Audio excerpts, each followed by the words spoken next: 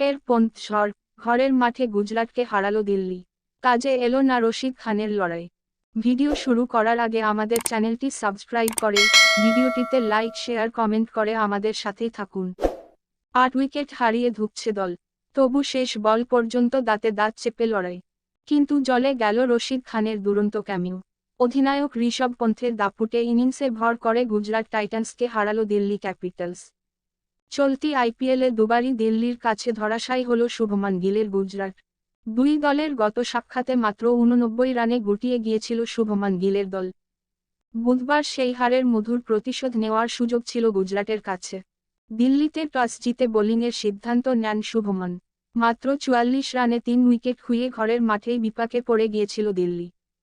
তবে সেখান থেকে দলকে টেনে তোলেন পন্থ।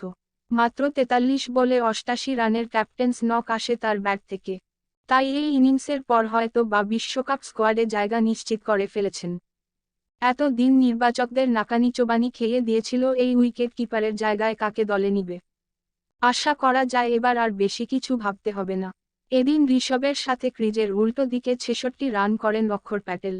একেবারে শেষ দিকে ক্রিস্টিয়ান স্টাবসের 7 বলে 26 রানে ভর করে 224 পর্যন্ত পৌঁছয় দিল্লি। রান তাড়া করতে নেমে শুরুতেই আউট হয়ে যান গিল। তারপর ঋদ্ধিমান সাহা আর সাই সুদর্শনের ব্যাটে ধীরে ধীরে ম্যাচে ফেরে গুজরাট।